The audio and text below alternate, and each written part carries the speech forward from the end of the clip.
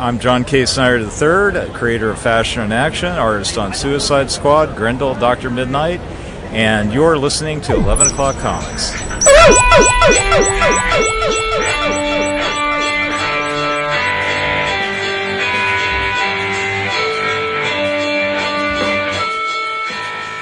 A little higher pitched than usual, but I like it. I like it a lot.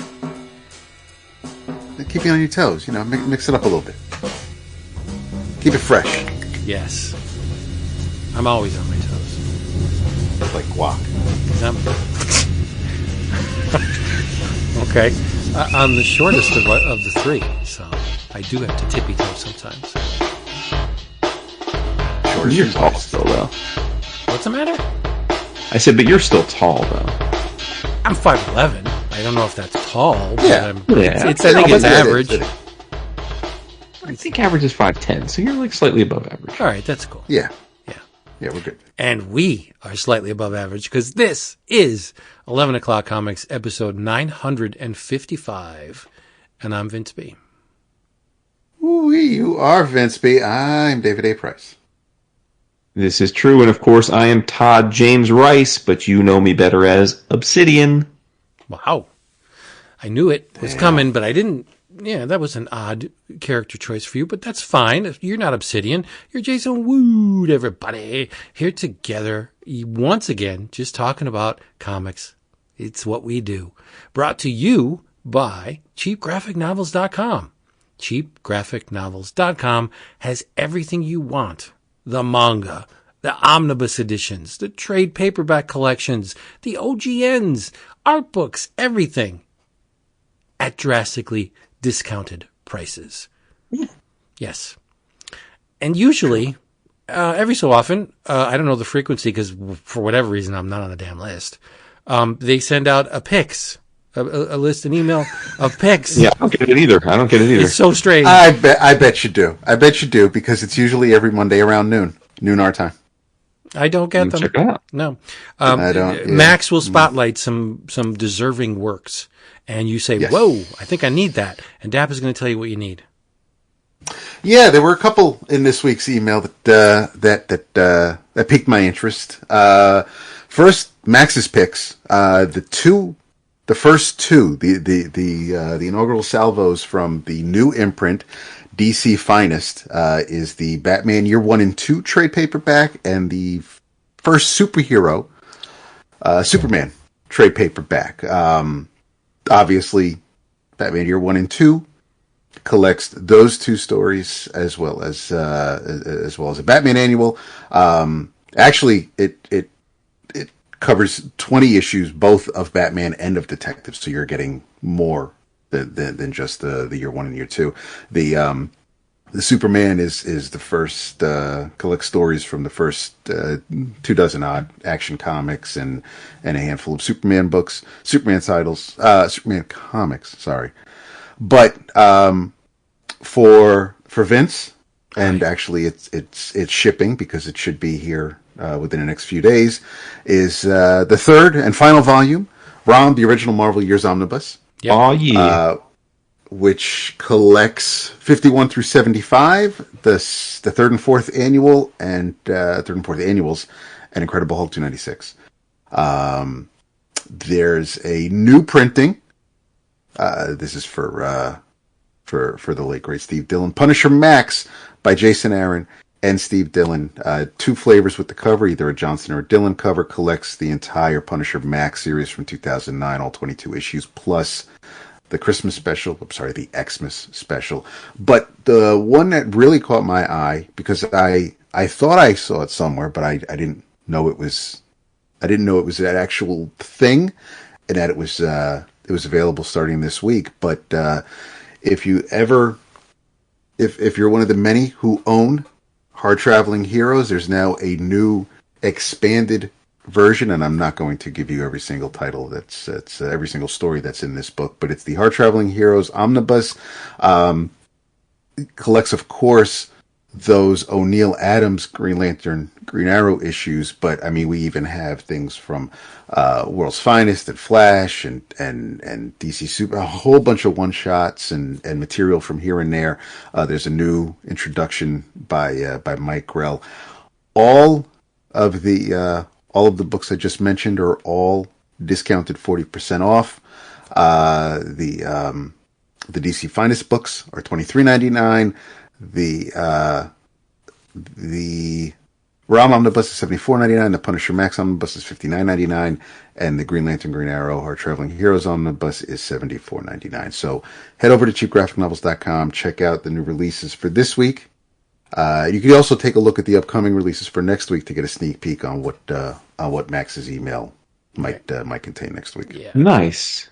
Yeah, I'm kind of noticing that page counts are descending as book prices are ascending. Because I'm like, for 150 bucks, we used to get like a 4-inch thick omnibus, and now it's like, I think the Godzilla omnibus is like 20 some issues, and it's $100. I know. Like, it's crazy. Yeah. Well, it's like food, dude. You buy a bag of chips now.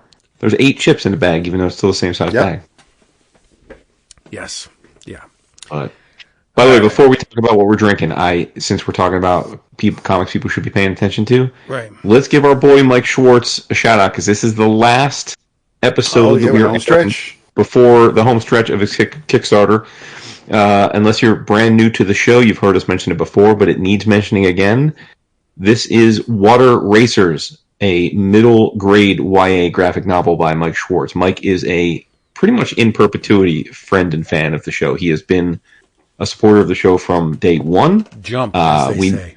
And we knew him even before we did the show, and he was, he was part of the same that CGS community. But Mike's a great dude, all positivity. He's always in the Slack talking about stuff he's loving.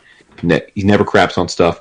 And this is a true passion project. He has been working on this in the background for a long time. It is, and for someone who's relatively. Well, not novice. He's done other Kickstarters, but like he's not like churning them out like a ton. Really great campaign. It's a 6x9 hardcover. You all know how I feel about hardcovers. 80-pound coated matte interior paper, Vince. Like he's not even chintzing on the paper. Do you even know what that means? Bro, 80-pound coated matte. That's legit. It is legit. Yes, it's strong play. 160 pages, including 146 pages of story full color. Making of gallery, and you know what the other thing he's got? If you go to the Kickstarter, he's got awesome tiers. You got the hardcover, very reasonably priced, $30, which in today's day and age I think is very fair for a 160-page hardcover. Yep. I am part of the, let me get the name right here. I don't want to mess up the name. I am part of the Funny Book Fish tier, which you get the hardcover, the digital version, and then you get a custom painting of your favorite pop culture as a fish. Now people might be saying, what the what? Mike's always done this. I have a bunch from a few years back.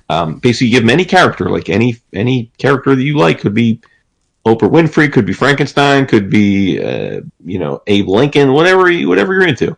And he will render that character as a fully painted sea life. It's fucking great. It's super fun.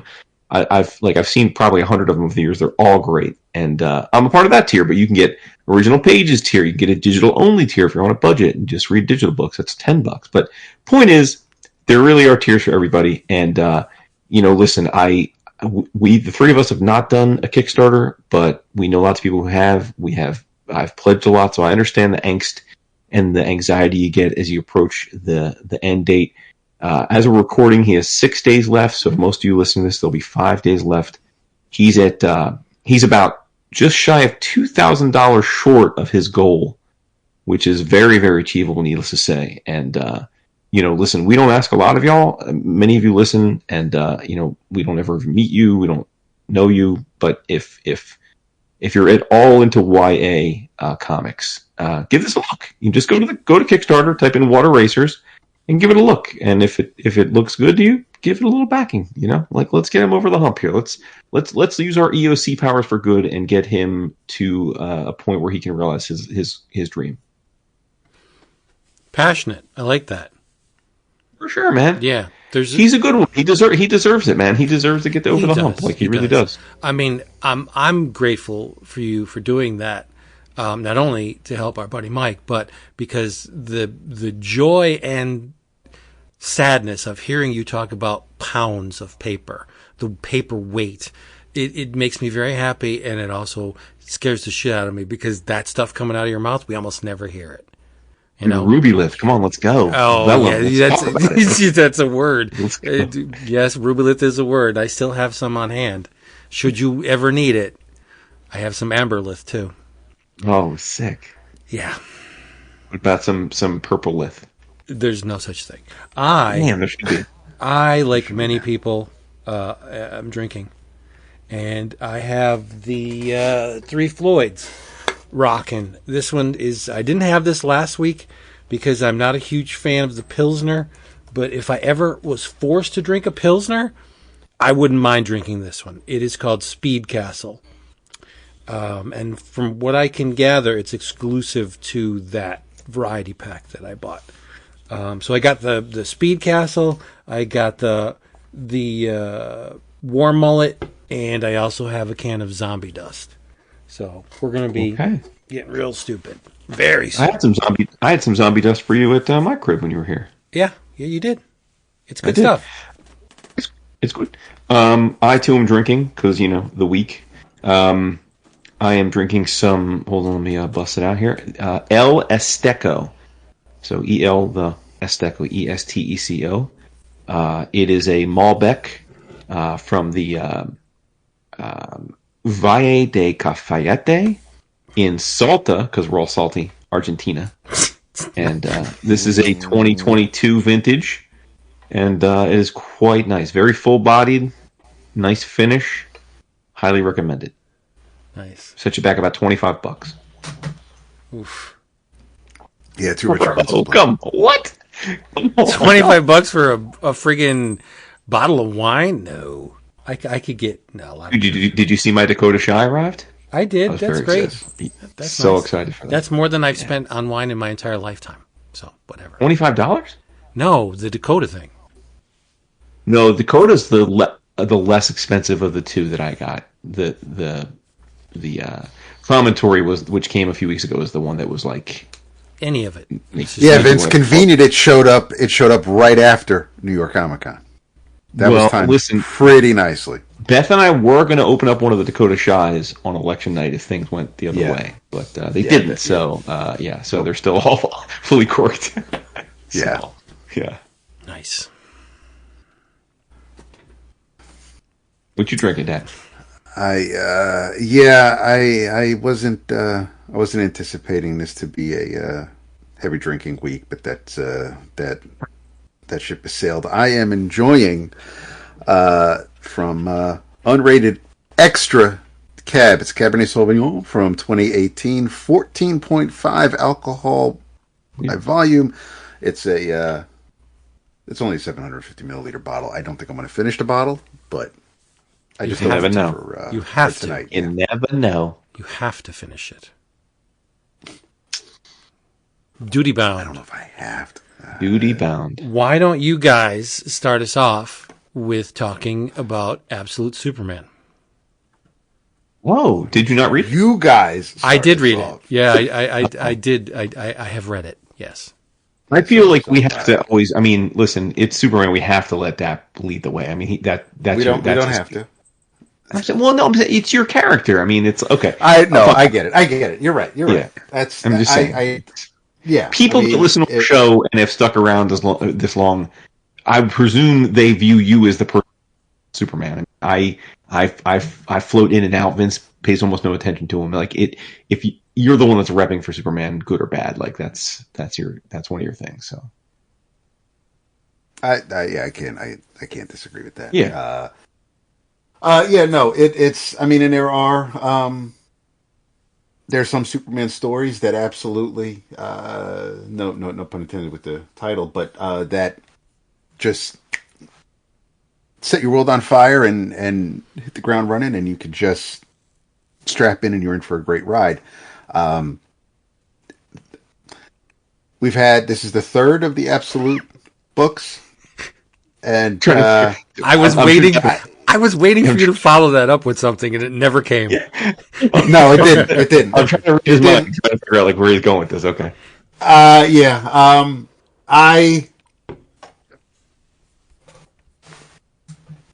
liked the way it looked.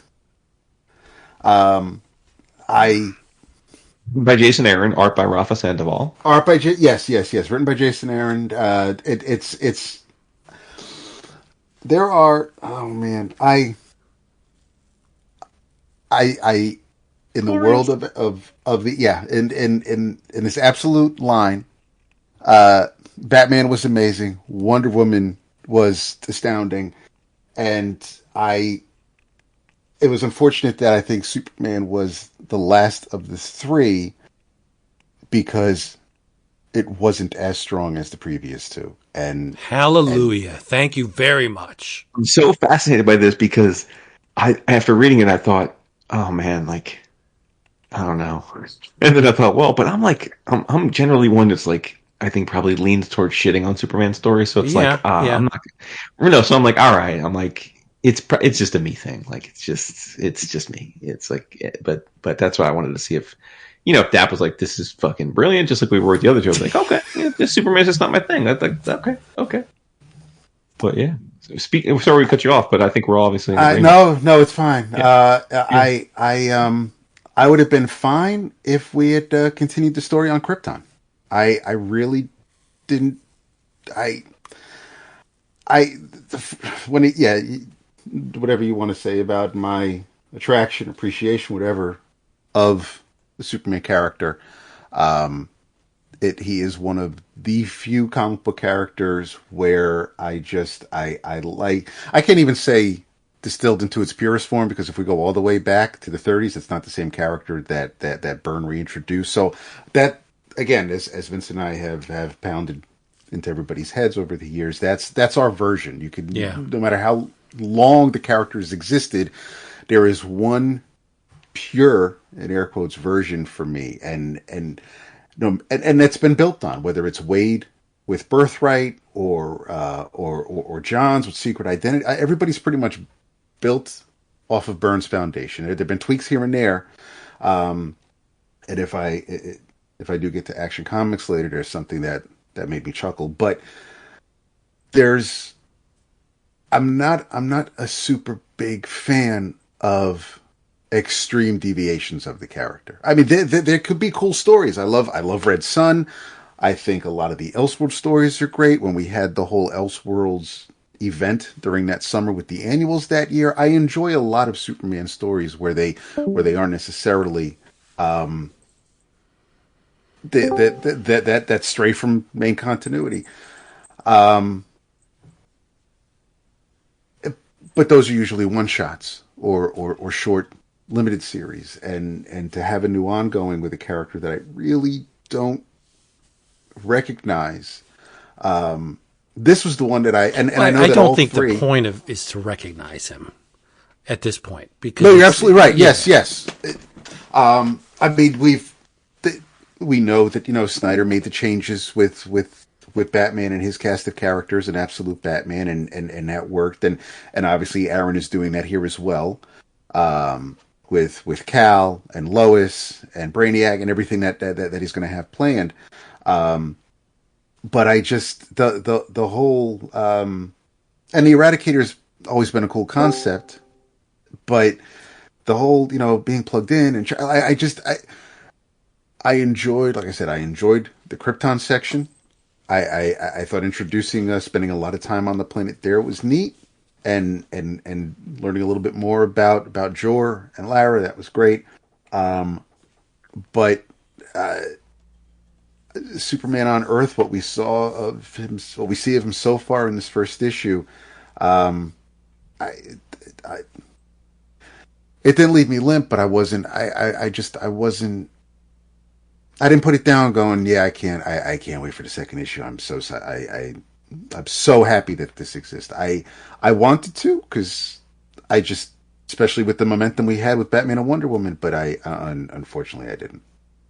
Right. Yeah. Jason, you reconnected it. Are you able to hear us? Are you still there? Okay, that's weird.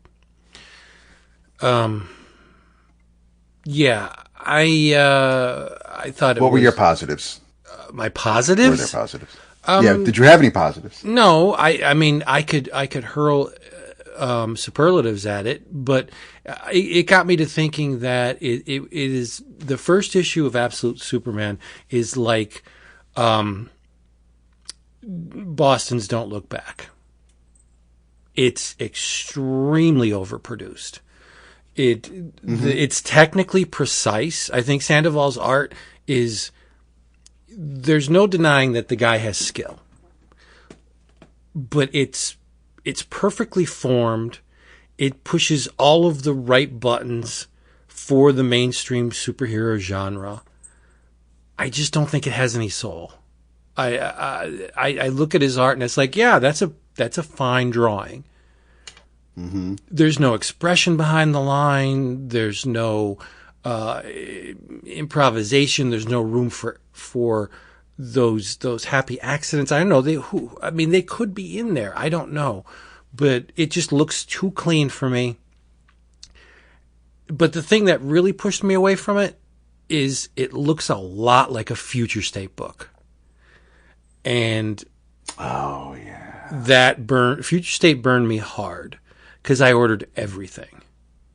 Yeah. And I shouldn't let the past color my opinion of the present, but the garish colors, like in the mines on Krypton when the green shit's spewing out, and it was mixed with the red of the ore, and it was just, the colors are garish. It's way too high chroma. It's technically, again, the drawing's fine. It's just, it seems like it's overproduced to the point where all of the life has been scrubbed out of it. And it's all about, and I'm sure, like Boston's Don't Look Back, it will please a lot of people. This issue is going to hit eyes, and people are going to be like, wow, this art's really detailed. And it's very, quote, pretty. But I just think, I thought the book just didn't have a soul. I thought the story was boring as hell. It's like, oh, okay, so now the L's are the worker class. They're not the science class. Wow, what a spin. And then I'm reading it, and I'm like, that's Lois Lane. That's Lois Lane right there going down, and it's like, okay, Agent Lane. I'm like, what the fuck? I could have written this. I don't want to write the book. I want to be dazzled, and I want some kind of some kind of left field thing. And if it's absolute, like, okay, absolute Batman visually stunning. Like, okay, yes. it earned that appellation. Absolute Wonder Woman story and art. Definitely. You can call this absolute. This was just like yet another iteration of Superman. If this appeared in like an Elseworlds, you'd be like, okay, that's not bad. Yeah. Exactly. Yeah. It's not bad. It's okay. I had to reboot while you were starting your talk, Vince, but like I was nodding my head in agreement with what you were saying at the start of it, which is just that, yeah, I mean, unlike the other two absolutes, this felt like needless Elseworlds, meaning like it just, like, I read it and I'm like, okay, yeah, like it's a take and it's different, but it's like, it didn't feel like it was different for any reason. Right. And then I'm not totally shocked that Dap didn't love it because, like, and maybe this will change over the course of the series, but as we were introduced to him in this first issue, it's like emo, like angry Superman. Like it's not, you know what I mean? It's like Superman. No, but I'm saying like Superman is supposed to be like about hope and right and like and you know what I mean, like so it's like, well, our Superman is, yes, maybe this right right I'm just saying, so it's like you know what that this reminded, I was reading, I was thinking like, oh, this is Jason Aaron is as some may know, is a huge professional wrestling fan. He wrote fucking Hook as Superman. I don't know, it's fucking means. Hook. I don't know what it means. Dap knows what it means though, dude. It's Hook. He made Hook Superman. So yeah, and also I agree, Rafa Sandoval's art is very good. Like, objectively speaking, it's very good art. He's like a more polished Braithwaite. Yeah, but it felt stiff. It felt like felt stiff and like just kind of. It's so unfair because like I could never draw a tenth as good as this dude can. But it's like I'm looking at it, I'm thinking like, where's the life? Where's the energy? Where's the you know, where's the tractor beam pulling me into all of this? But see, it puts you in a weird position because I mean, if art like this came across my desk, I'd be like, wow, this person can draw very absolutely. well. They can If draw I got a very commission, well. if I got a commission like in this, I'd be like, oh my god, it's killer, right? Like, Yeah, like, but great. I mean, there's no spark to it. And you look at, I don't want to have to do this, but you look at Hayden's work for Absolute Wonder Woman, it's like, wow, this kid has precision, and he's got that special sauce that makes it, it brings it to life. And it's like, oh. And I know we're far more prone to nitpick when we're not vibing on something, so I recognize that before I say what I'm about to say. But, dude, the House of Middle Management, I mean, for real. Like you're right. Like Jason couldn't have thought of a different term like to imply the same thing. Like it was so on the nose of his disdain for like corporate bureaucracy, which like respect. Like corporate bureaucracy is a real thing that we can all side eye. But like the House of Middle Management, what? Yeah. Like that felt like so weak. Like it's like you could have literally asked ChatGPT, "Hey, I'm writing a story and I need a name for a class system where for the people who are in the middle." Like, and you could have gotten 10 better ideas. I mean, come on. Like, I also don't like the gauntlets. Yep. I don't like them at all. Yeah. It almost felt like, I mean, I guess it felt like it was almost implying he was like, almost like Iron Man, like he had like tech that was augmenting him, right? Like versus just being. Yeah. So the suit, I'm guessing, is the Eradicator. Okay. Yeah, whatever's speaking to him, whatever he's like, huddled under so he can recharge. That makes sense. Yeah. Okay. No, I mean, that's a neat concept, but I mean, again, Exo Manowar? Anybody? Mm-hmm. And I mean, fitting since Rafa drew it, but right. Oh yeah. I mean, right. the Peacemakers. I think that's the concept makes sense. That you probably should have just more than one dude, but it's part of it felt like more so than the Batman issue that they just all the concepts that people are familiar with, we're throwing everything at the wall, just to twist you up, to put things on its head, and just it's the same but different, and a lot of that can be cool.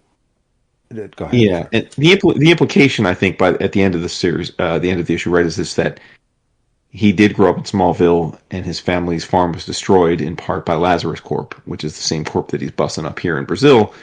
But again, like that just tells me that so he is this angsty, like hate-filled dude, right? Like he's trying to get revenge, and it's like And again, like it's one issue, so maybe, but it's like like Superman getting revenge seems kind of sus to me. Like that's all Superman's about. Like you know what I mean? Like I'm all for changing him up. That's the whole point of this line. But like at the end of the day, though, like angsty dark Superman is like too close to the Zack Snyder version. It's too Superman. close. We already to Batman. have. Yeah. It's too. But Yeah. we've already.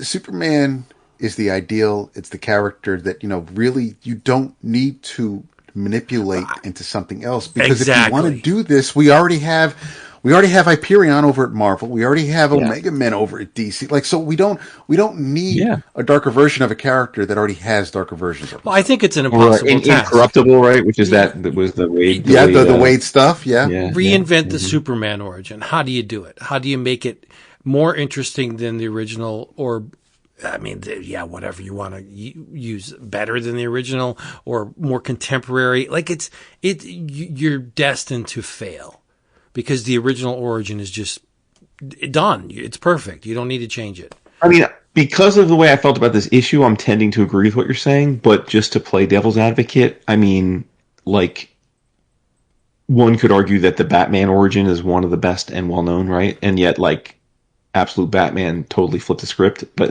for some reason that probably worked for me. I think there are the possibility for wrinkles in the Batman origin is greater than the Superman origin. I guess you can infer, no, you can imply, whatever. You can guess that I think the Superman origin is better than the Batman origin, and it is. It just is. The Batman origin's classic. The Superman origin is better. I don't feel qualified to say one way or the other, but I will say that I do think that as probably the most critical of the Superman character. Like I think his origin is pretty much impenetrable. That's not fair. That's not the right word. Is perfect. Like it's in unimpeachable. That's the word I Right. was looking for. That's my whole point. Yeah. So Yeah, how do you work is. with that? How do you find new tributaries to get to the same body of water? Right. Yeah. That's all it is. They're just moving around the deck chairs. But the destination is the same. And it's you could only, I mean, cosmetic changes, that does nothing for me, whatever. But if you deviate too much, then what's the point? It's not the same character anymore.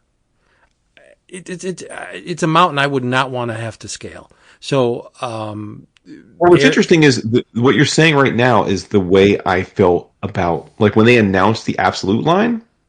And remember, I mean, I can't speak. I forget how you guys positioned it, but when Mitchell very excitedly talked about how excited he was for this line on our Slack, I feel bad because I was like, this is like whatever. Like, how many times have we seen different versions of these characters? And we've got the Elseworlds, and we've got different.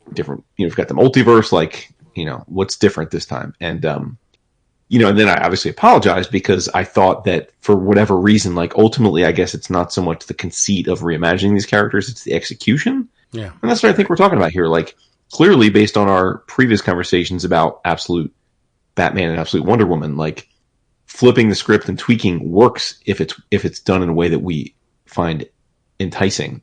I just think in this case, the tools with which Jason and Rafa used to reimagine him didn't spark the same joy for me. And I hope for others it did. I mean, I hope others. It didn't help matters that Absolute Batman and Absolute Wonder Woman felt like indie comics. They felt because of the visuals, yeah. Yes, yeah. like risk taking, swinging for the fences. Let's try visual tricks and let's take a visual approach that one doesn't normally see in mainstream comics. But the Superman thing just looks like the same old. Like, again, pretty as hell, but whatever. It looks just like everything else on the stands. Yeah. You're not wrong. The, maybe after a few weeks I'll feel differently. Initially, when I saw how Batman was playing out, what was neat about turning him from trust fund kid into pulling himself up by the bootstraps, if anybody else wanted to maybe tell that story, Alfred may have been a family friend who took him. Here we had a completely different Alfred. Mom is still alive. We had tweaks on potential rogues, so it didn't feel like a Batman book, but right. Here we have, and the same thing with Wonder Woman. She wasn't raised on Paradise Island or Themyscira, whatever you want to call it. It was a completely new telling, which was awesome. And here, I mean, what makes the Superman character special is that what makes him unique, what his upbringing by the Kents, and what he was able to learn thanks to Dad, because of what he left for his son, whether it be in the shuttle with the ship that brought him to Earth, whether it's the Eradicator, all the Kryptonian lore. But here we have, I mean, the positives for me is Cal has a dog. I think it's neat that the symbol basically here stands for the working class. That's cool. The representation is neat. Might be timely topical, but I do not like the idea that it's not special in the sense that it's the L house crest. It's the symbol of everybody in that class system, which is fine for this planet, and no one's going to know that on Earth, but it takes away a little bit of the specialness for me from the character. It again, in a couple of weeks, if I think on this and with the second issue, because I got to try it, I can't just end it after the first one, but they're just little things that while on the surface are neat because of the way they tweak things. Some of the specialness just and again, that specialness for me is fucking decades old. It's almost as old as I am. So like I understand that just like with the Ultimate line, when Marvel tries to do that every so often, like I understand that this might be attractive to someone because it is a different take. It is unique. It's something that that just like Hal and Kyle and Guy, like this could be their version of. I don't know if anybody would say that this is their version of Superman, but at least it's an alternative version that they can have and have fun with it. But it was of the three. Sadly, it hurts to say that it was the weakest offering for me.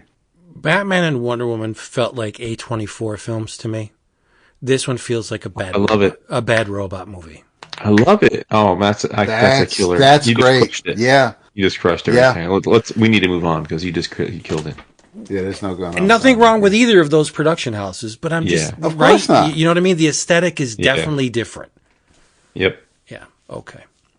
More stuff. Yeah. All right. I'm going to talk about something, but I have to preface it with some information. Oh, you got to educate us first. No, not so much educate you, just enlighten you as to what my week was like. Because going into this episode, I was really struggling to find something, to find a shred of positivity, right? And I just was not, I'm still not in a great mental place. Yeah. Yeah. Like I told Dap, I said, I feel like I'm out of phase. Like I'm a radio channel that's not completely tuned in. And it just feels weird. Wouldn't you know it, something arrived today that kind of like smacked me at least closer to normalcy in that it gave me a distraction from whatever. And it came in the form of Silver Sprocket. We love the Silver Sprocket. And if you've been listening for any amount of time, you know that it's almost an inside joke with the listeners now, how much care and attention Silver Sprocket lavish onto their publications, be it with spot varnish or gold or foil inlays or embossing. It makes me a little bit scared for Silver Sprocket because, especially for an independent publisher, the bottom line is very important. Like you need to keep generating revenue to keep making books. And if Silver Sprocket continues to invest in all of these visual additions to their books, I mean, I love it, but this stuff costs money. And I would like to see Silver Sprocket endure for years and years and years to come. So imagine my surprise when I opened the box, and it's a brand new hardcover from Silver Sprocket, and it has a cloth wrap hardcover. So it's a cloth wrapped hardcover, embossed with foil inlay. It's like, whoop, well, there goes the profits. And not only that, it's like almost 400 pages long. So you're talking on the production side, there's an expense here that, I mean, the book retails for $39.99, which I think is... That's wild. That's insane. It's extremely reasonable for this book. Yes. Mm-hmm. Beautiful end papers that echo the things you will see within the book itself. But it is a queer horror anthology written and drawn by Ashley Robin Franklin. And it's called The Skin You're In. Now, okay, again, full disclosure, I got it today. It was on my doorstep when I came home from work. And I saw that beautiful Silver Sprocket packaging. If you've ever received a box from Silver Sprocket, there's funny little things that they do with the tape and the packing stuff, and it's just cute. I saw it. I ripped into it. So I'm only, I'm about, it looks to me like I'm a little more than, not even halfway done with the book. So like I said, horror anthology. It's a queer horror anthology. And Jason will be the first to tell you that I am extremely discerning when it comes to my horror. Oh, hell yeah. Yes. But of the 4 stories that I read, 1 and 2, yes. Of the 4 stories that I read, all of them clicked. That's rare with me. And it's not only the clicking, this is the kind of horror that kind of burrows under your skin and lays eggs. These stories they're fucked up in a good way. They're like, for example, the very first story. I'm not going to get too much in detail with this because Dap and Jason haven't read theirs yet. And as I said, I haven't finished it either. But the first story is called 1 Million Tiny Fires. And it's about a gay couple, 2 ladies, that are having some kind of relation problems. And one of them, and this is a theme that's carried through this entire book,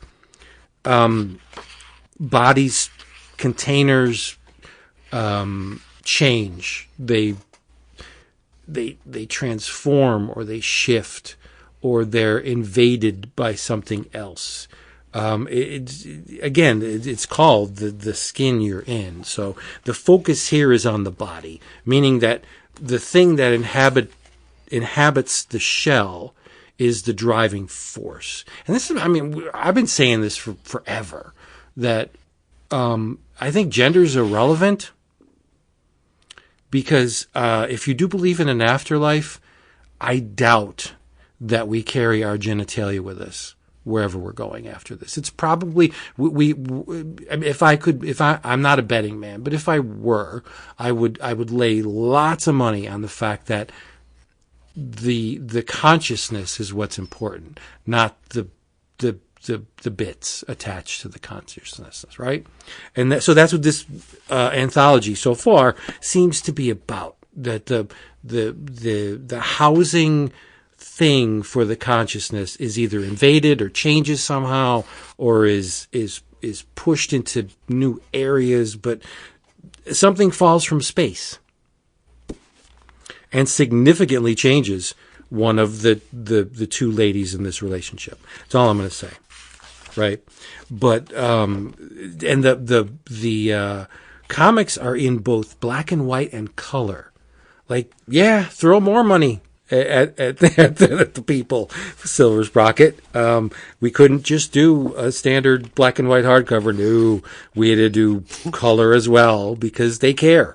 Right, it's an Instagram scroll on this woman's. This thing is called #PlantMom.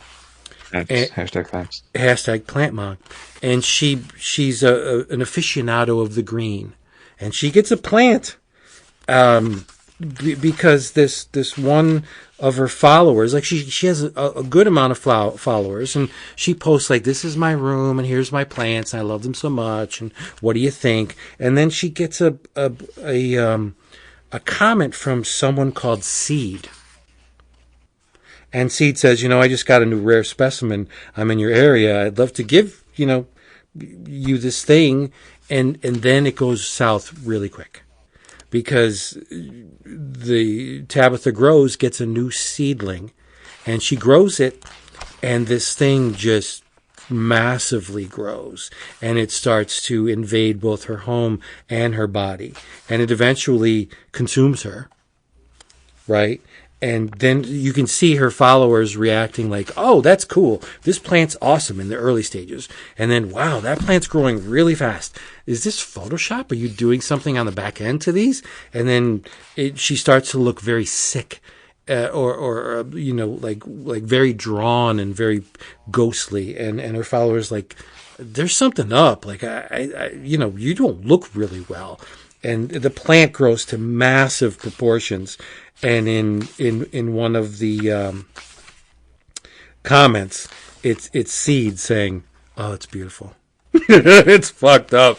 It is fucked up, and it just consumes her whole home. And so far from what I've read, this Instagram pastiche is the most visceral of the stories, because if you're a social media person, like, you live this every day. And so it hits close to home.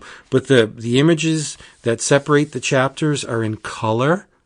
What? So you have a black and white story, right? And then you have a color image that leads you into the next story. Like, it's insane how much Silver Sprocket has, the amount of energy, the creative energy, the money that they've infused into this book. I'm glad it came now, because it's a contender for something on my list. Silver Sprocket, The Skin You're In, massive, beautifully produced hardcover by Ashley Robin Franklin. Just go order it. Can't wait for to check it out. Franklin's drawing is wonderful. It's very loose, somewhat gestural, very earthy and uncomplicated, which I love. And I think it fits the stories very, very well. But she can get very detailed when she needs to. And you'll see it in this book. Just a bit of warning. If you have any kind of phobias or just like eccentricities with your eyes, you don't like touching them, you don't like going in, you don't like things coming out of it, there's a story in here that maybe you should avoid. It's messed up. Yeah. I love this book so far, and I'm not even done. So read it. Nice. The Skin You're In. You know what? Silver Sprocket, they never, ever, ever disappoint. They are on a hot streak, man. It's true. A heater, for sure. Yeah. A heater. Okay. What else do we have? That's more enthusiasm than I had for anything in this entire week. Yeah, no doubt. I got a couple quick hits. Okay. Just ones I want to bang out real quick. Quick hits? Because they don't require like deep dives. We do have a DC O-Rama, this podcast, if you play it well. But sorry, go ahead. Nice. I was going through previews solicits for this coming month's orders, and there is a Paul Smith X-Men Artist Edition, which I'll be getting. And unlike most of my collecting addictions, where I have absolutely no willpower, the artist editions, I've been pretty good at using some discipline and only buying the ones I'm genuinely interested in. So I'll probably buy probably one out of every 5 or 6. So 2 or 3 a year. I don't go crazy with them. But I have this unwritten rule that self-imposed, where if I'm going to order a new artist edition, I have to make sure that I've enjoyed the last one I bought, opened it up and read it. So in true to form, maybe a month or two ago, I think August, I received the David Mazzucchelli's Batman Year One Artist Edition, and it was still in the shrink wrap. So I thought, okay, I'm going to be ordering this Paul Smith joint. Let me crack this open. So I did that today, and needless to say, listen, it's Mazzucchelli Batman Year One. It's phenomenal. But the thing I wanted to call attention to is that the artist editions are generally amazing archival stuff, and this is too. But some, because of the availability, are not complete, right? Sometimes it's a few issues of a series or pages of an artist's work. Sometimes they are complete, but not always. In this case, it is as complete as you can get. It is all of his known to exist layouts from him directly. It is every single published page of the story itself. And it's and then a bunch of other background material. So it's fully complete, and it's so well done that it even has 2 vellum overlays, where to reproduce what it was like when he was drawing it, where he had an overlay to add detail to the pages when he submitted them. It's just an absolute masterpiece, and I was just pouring through it. And it's so fun, man. These artist editions are so fun to see, the aging and the paste up word balloons and the liner notes and the edges, the editor's notes, and it's just so much fun, especially if you're into comic art as much as many of us are. So huge shout out. to whatever extent people are looking for Christmas ideas for loved ones, like, and you throw these kinds of things on that list, like, I would say for me, this is one of the nicest artist editions I own. I think it's pretty much perfect. Yeah, that would be one that I would consider buying. I only own Yeah. one. I only have The one. Commandy? No. Commandy? No. Oh. No. There's 2 Commandies, actually. Yeah, I Two don't own either one of them. okay. Joe Kubert's Tarzan. Oh, right. Yeah. That's right. Yeah. So I just wanted to shout that out. And then another one, just a quick shout out, is Sucias, which is it's Spanish for dirty. This is it's basically an art book. It's a little hardcover book. I finally acquired a copy at New York Comic Con after requesting a copy for a few cons in a row from the creators who are Keyla, Valerio, and Vanesa Del Rey. They were doing an online version of this, and then this is the sort of the published hardcover version of it.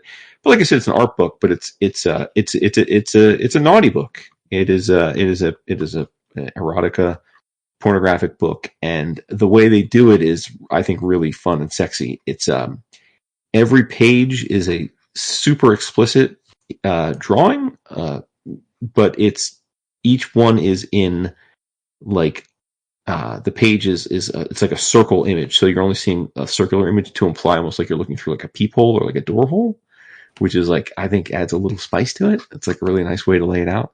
And it's beautiful stuff. I'm a fan, very much a fan of both of their work artistically, and it's super hot. It's great. So I think the best way to find it is if you see either of these two amazing creators at a convention. They usually have copies. So I would just commend people's attention. If you like the naughty comics, then just file away Sucias. So if you see either of those ladies at a show, maybe you can get a copy. So for sure. And then the last sort of quick hit is a book called Amalgam, which is by Fantagraphics. And it's a quick hit because I don't like, how do I say this? I appreciated the book for like the craftsmanship of it, like, and how well it was put together. But I can't say that like the story did much for me. People's mileage may vary, but it's by Fantagraphics Underground. So this is the second week in a row I'm bringing up Fantagraphics Underground. But in this case, it is it's created by, written and drawn by Francis Jetter. It's a massive book. It's 11 by 14 hardcover, so it's pretty much like the size of, like, it's almost like an artist edition in terms of its size. But the premise is Frances is she wrote this story about one of her ancestors who came to the United States, a Polish immigrant, a Jewish Polish immigrant who came in the early 1900s to the U.S. to make a better life, and ends up working in the garment industry and becomes a very important person in the union, the Garment Workers Union. And this book chronicles his journey there while also showing him, so he's a very passionate, effective union leader, but at the same time, a pretty fucked up, terrible dad. Like, he's like super strict and like very, very, regressive. And it's just a chronicle of that. I think Francis's art is incredible. It's like, the visual style of the book is represented almost like you're looking at a historical picture book, where the pages are, on the left usually is just like, almost like a museum. You're getting like, just a paragraph or two of words describing what you're seeing on the other page.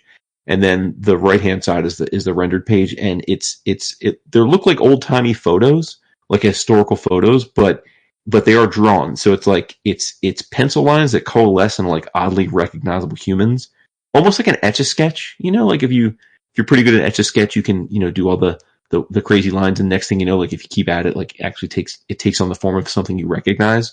That's kind of what this is like. It's like if you took old school historical photographs and then tried to recreate them using like a really sketchy, like frenetic line work that eventually takes on the shape of these things. So I was definitely taken by the art for sure. But like I said, I mean, like the story, I couldn't really find a reason or a way to connect to the protagonist of the story. There's just nothing about their life that I really could identify with. But nevertheless, a very accomplished work. And as I understand it, it took Frances 12 years of her life to make this book. So I didn't want to give it short shrift and just be like, eh. So, if that topic of like labor or early American, immigration, that type of, if that's something that is interest to you, then check out Amalgam by Fantagraphics. It looks phenomenal.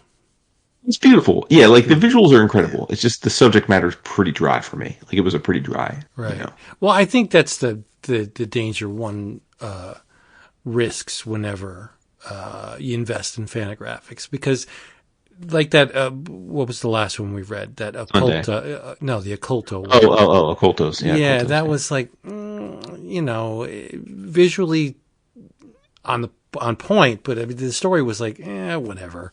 And I think it's not that it's rare, but it takes a couple of tries before both align with me. You may be different, but. No, I think that's fair. I think that is the risk with Fantagraphics sometimes, is that the craft is always impeccable, but sometimes the narrative just doesn't quite hook. Right. Yeah. You are correct, Jason Wood. Yes, sir. Right. The year one artist edition. Mazzucchelli must really enjoy working with Vellum, because there are a couple of sheets in the Born Again artist edition as well, and because of that one, that's probably why, if I am going to get another artist edition, it would be year one. Just to have you just don't get an artist edition of everything. You got right, exactly. Yeah, I have some I have that one, and I have the yes. Oh, absolutely. Like, although we've got there's, aside from the Paul Smith one coming out, I think there was another one solicited recently, but it was just weird the way it was offered or packaged. But yeah, I mean, I've got that one. I've got the Gil Kane Amazing one, and I mean, and I'm good. I mean, unless I end up finding the Wade Sami Daredevil again. But yeah, right. I think a book needs to have a certain mystique, like a pedigree, to be considered for. Now, I'm not saying anything against Chris Samnee, but that doesn't meet my qualifications for like no. But like, I love Samnee. I love the Samnee Black Widow, but does that need an art? Right. That's it's a little crazy. Yeah. But money is money, and publishers exist to make it. So why not?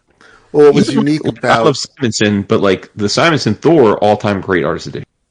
Like Simonson Fantastic Four, it's still beautiful. I mean, it's Walt Simonson. I don't need it. Like, that's not seminal to me. I don't. I don't need. That's not like. Yeah. So. What was unique about the Samnee one is that it came with a soft cover script book, so at least Wade got credit. And I think it was also like consecutive issues. It wasn't just random issues like when he did the Michael Golden. Those are the best when it's complete, or the other ones are like there's been some nice like cover ones which are great. I love there's a Zek cover one which is just phenomenal. But to me it's like it shouldn't matter really, but like I do ascribe more value to the ones where it's a complete story. Right. Like, that's why I bowed out of the New Gods. I'm like, wait a minute, this isn't the consecutive of them. No, yeah. I don't want this. I have so many different printings of New Gods, it's ridiculous. I don't need any more New Gods. I have the originals, and then I have an umpteen amount of collections and hardcovers. I don't need more New Gods. Now, will you give the New Gods a try or no? Yeah. No, I told you. Okay. Yeah, I'll read it. Yeah. All right, nice. Okay. Yeah. I do have to say something. I finished the Byrne Fourth World collection. It stinks. It's bad. It's almost very bad. Yeah. I could see why it didn't last more than whatever, the 16 or 18 issues it lasted. It's I don't want to say it's unreadable. It's pretty close. Yeah. That's a bummer. What are you going to do? Byrne is not known for his Fourth World. he's known for his Superman, his Fantastic Four. Like, Fourth World was like, okay, I'll cash that check. Yeah, facts. And everybody's in it too. But it's very painful to read. Speaking of reimaginings of classic iconic DC teams. Oh, look at you, Segway Man. We got a new JSA. Wow. For listeners that may not remember, I credit Justice Society as the reason I finally became a DC fan. Wow. Yeah, that John's. That's right. Yeah. Justice Society of America run with was it Dale Eaglesham, right? I just happened to be at a comic store for the first time in a minute, and it just happened to be at a time when both Justice JLA and JSA were rebooting. And I thought, I've never really been a DC guy. Let me see what's doing with these since they're number one issues. And that I just got the lottery of life. I got lucky in that both of those iterations of reboots were very good, and the rest is history. But so I've always had a very soft spot for JSA, and always am rooting for when they do try and bring it back to the forefront. So obviously, when they announced that they were going to bring back JSA this time with our boy Jeff Lemire writing it, I got all the feels because A, I love Jeff. Obviously, I worship at the altar. B, I mean, Jeff, we know from knowing him personally and having him on the show, he adores DC characters. He's written a bunch of them already, but he adores DC. And then most significantly, his Black Hammer universe is largely predicated on JSA, right? Like, I mean, it's basically his version of DC, but it's like the OG original Black Hammer story is basically what if JSA gets shunted off into another dimension. Right. So I assumed like, okay, well, we're like, this is a grand slam. Like we're like this cannot be anything but awesome. So it's Jeff Lemire writing with, and I may have the name completely wrong, but I believe it's Diego Olortegui. Olortegui. I think it's Olortegui. Who I was not that familiar with. I did look. I guess he's been doing a lot of stuff for the big two the last few years. He's done X-23. He did a run on Ms. Marvel. I guess most recently he's been doing that Jay Garrick, the Flash book. But I'm pretty sure this is the first time I've seen him, or at least remember his name.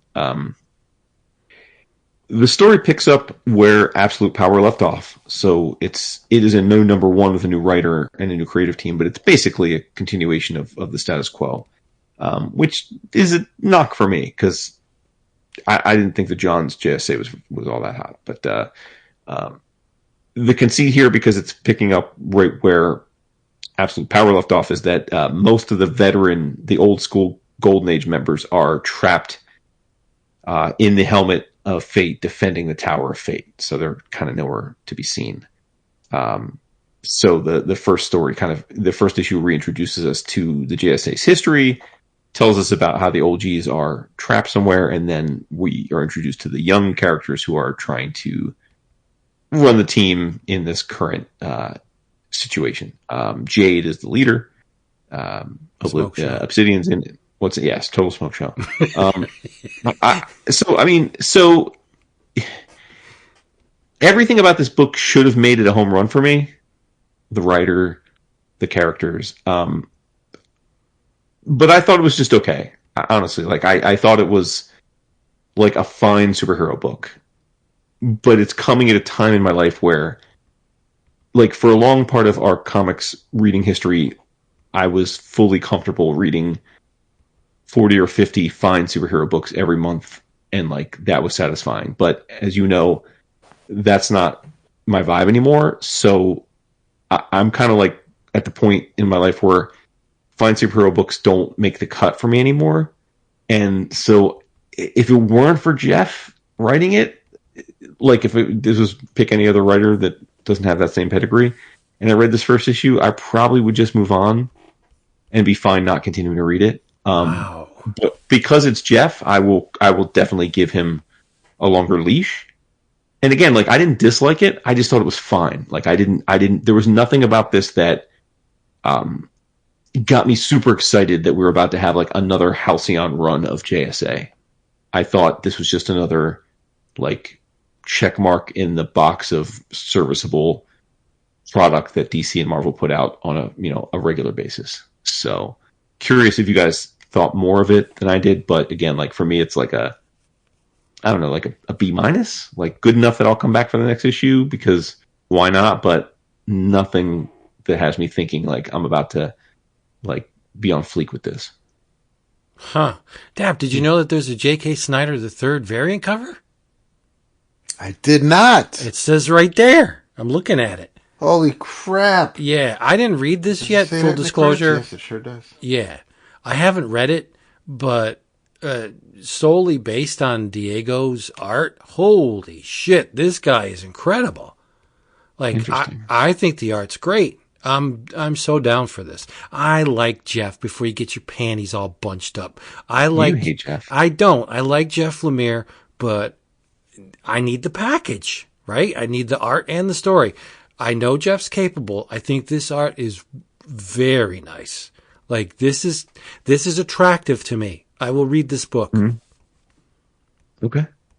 All right. Just don't want you to be like, oh, you hate Jeff. I don't. No, I know you don't. But you didn't read Black Hammer, correct? I started it, but you're mostly correct. Well, I didn't last too long in Black Hammer. The reason I ask is because it's like, I don't know how. I know it's very dangerous and, in fact, worthy of criticism to compare a book versus another. Like, I know that's not always fair. Right. But I don't know how we cannot compare this to Black Hammer, right? Because same writer, effectively the same team, right? Like, it's effectively the same team. And is it really that close?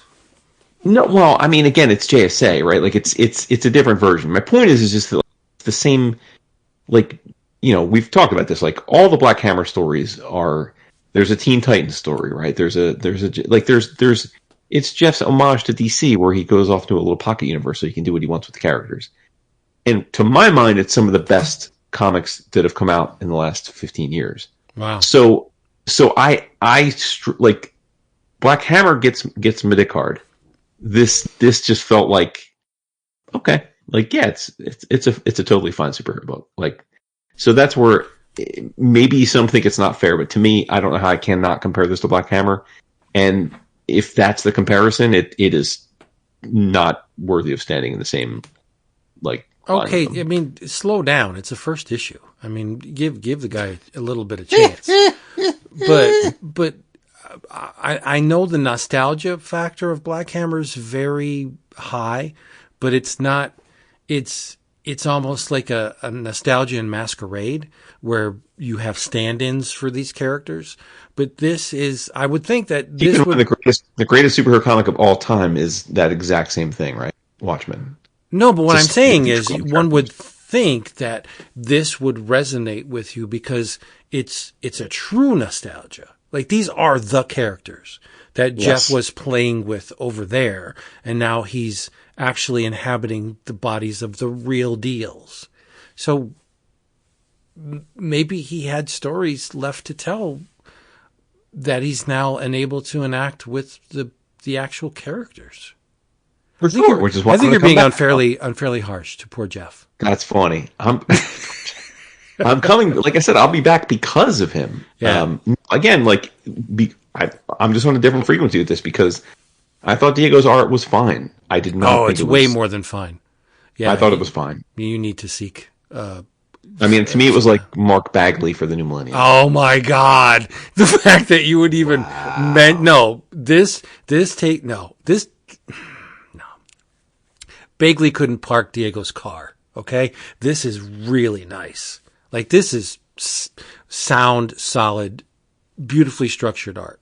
You saying Bagley's not sound and solid? No, he's not. Not anymore. Wow. Sorry, he's not anymore. I'm talking about Ultimate Spider-Man Bagley. I'm talking about like Prime Bagley. Oh, why did you say that? What's up?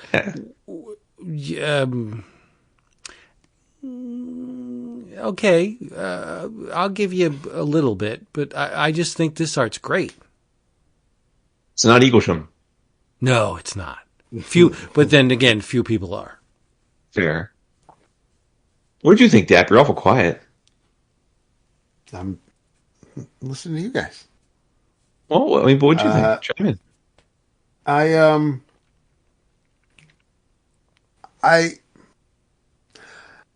We got to have Bex talking about DC this No, time. he's always sex, No, apparently.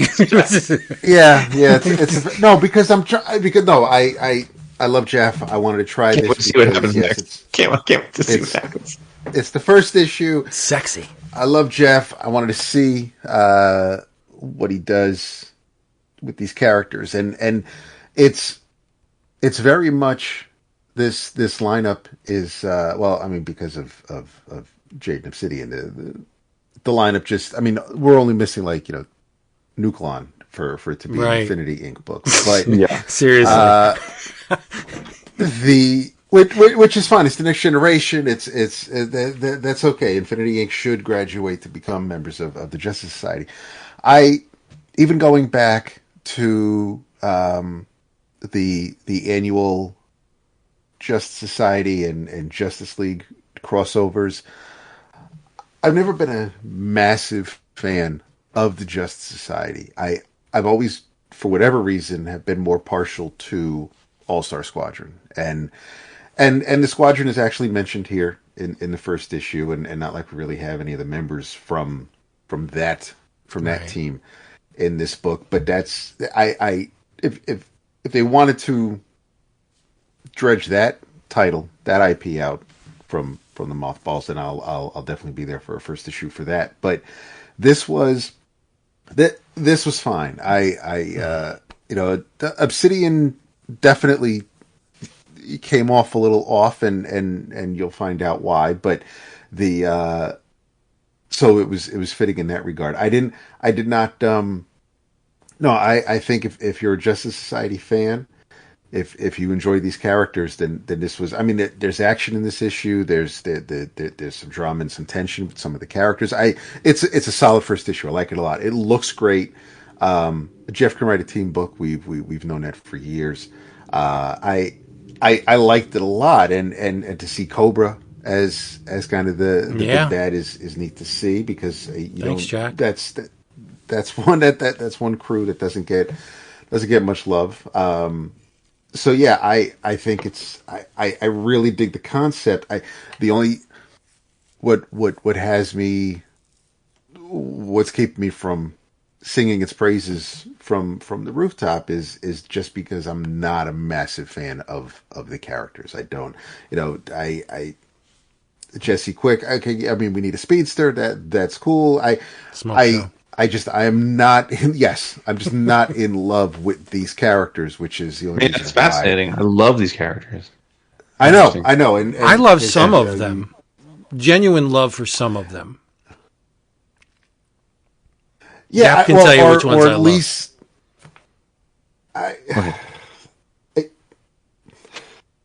No, I'm not going. I'm not. No, you know which ones I love. Hawkman, Well- Hawkgirl, Dr. Fate. I love Right, Jade. but I love Jade right, because yes, she's really yeah. cute. They were not really in this issue, but Well, they are. Yes, they are. Well, On right, the helmet.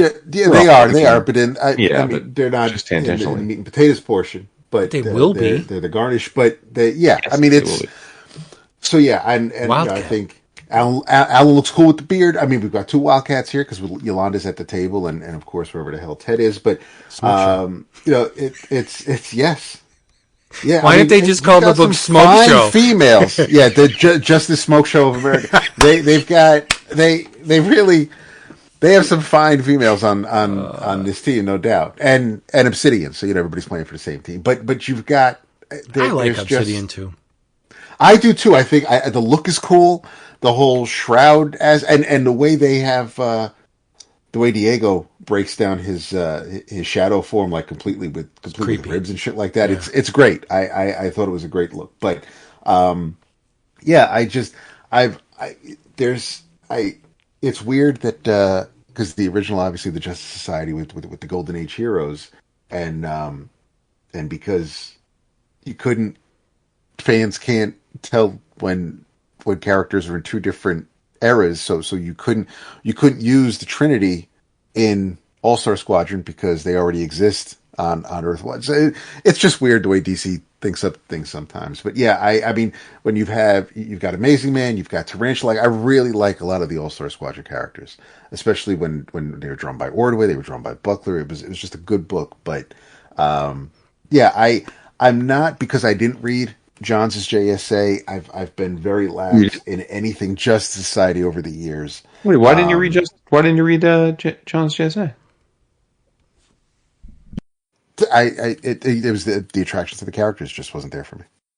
It was nothing against Johns. It was nothing against Eaglesham. Extremely talented creators. It's just, I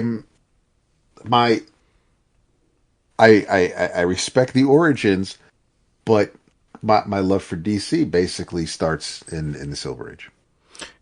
Jason, did Dale do all of the issues? No, I don't think so. Oh, okay. And how many? He was the first artist. Yeah, how many issues were there? That was a long ass run. I mean, Johnston was on that run for a long time. Oh, I thought you meant the run that directly preceded this one. Didn't Jeff Johns do that? Oh, no, yeah, Johns came back. No. Eaglesham had nothing to do with the last current run. Oh, okay. Yeah, I read the original stuff. I didn't stick with it. I read the first 2 issues of this Johns run and then stopped. So it didn't last for long, right? It couldn't have been 12 issues. Put me on the spot. I don't know. I feel like it went longer than that. Maybe, but I didn't pay attention to it anyway. Let's see. But how weird is it that I'm the most enthusiastic for this thing, and I haven't even read it? I love it. I absolutely love it. No, it's just weird. And crazy. And obviously because of the because of Hawkman. But love Hawkman. When you think of Hawkman, is he a Justice Society or a Justice League member? Oh, he's a League member. 100%. Okay. Yeah. Yep. Because I never read JSA until the Johns Eaglesham thing. Like, really? My experience to Hawkman coming up was he was always in the Justice League. So it's like, okay. 12 issues. You were right. Nice. Vince, yeah. It's kind of like Cyborg. You don't take him out of the Teen Titans. No matter what movie's playing. Just like Wolverine not being an Avenger. It's weird. Plus, at least if Hawkman's on the Justice League and not the Justice Society, you, Vince, have less of a chance of running into Perdigaton.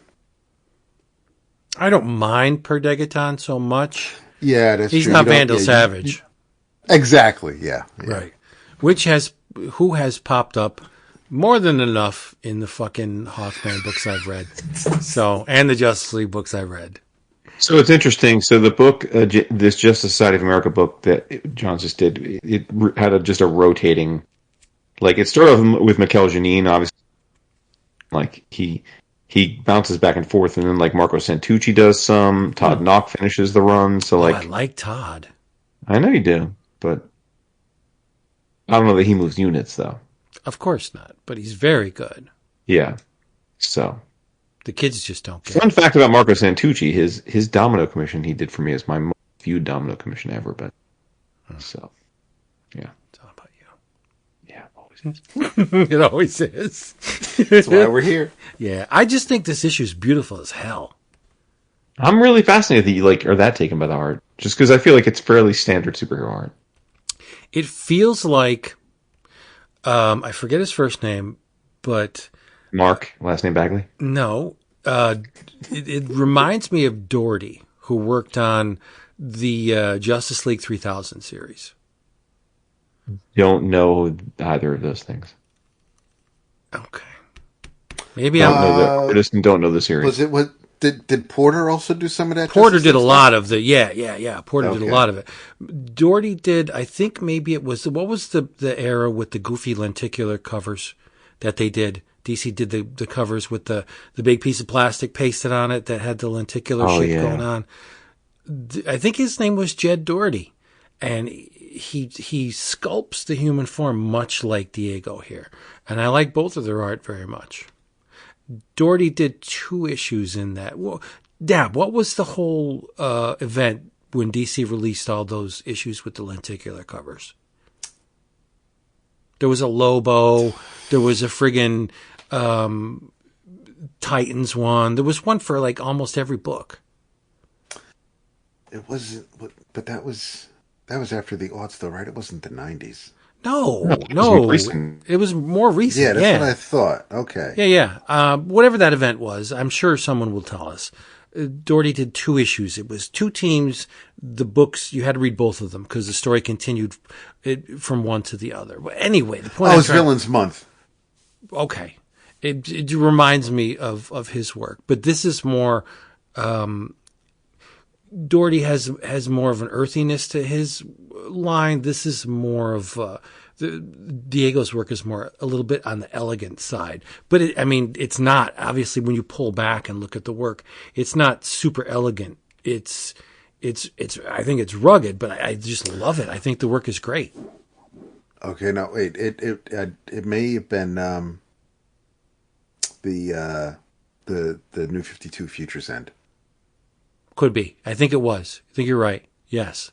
And I can get the issues for you. Like, no one cares. But, yeah. The point I'm trying to make is I think Diego's art's really good. Jason's wrong. As usual. What else do we have? Well, we have a DC O-Rama, which is odd because they already had one this year. But this year. Because there you go. I mean, they've been doing good work. I don't hate to say it because I like to see when comics are good, but DC has been, especially compared to Marvel, DC has been killing it lately. Oh yeah. Yeah. Marvel's like the kid looking out the back window of the car, like, what have we got going on? Yeah. Are we there yet? Can I come over? Jason, what else? Did he get knocked off or something? Did he? I don't know. It's like his first computer. No, maybe Vinny's got to make him one. What else do I don't know. What else do you have, Dap? You can't talk about Superman, though. No, that's going to be my new travels. Okay. Because we started it, I'll end it with it. Only because it's going to be quick. The second issue of Magic Order, Magic Order 5, fifth and supposedly final volume of this this title series. Mark Miller, Matteo Bafagni. It's the death of Cordelia Moonstone is the subtitle.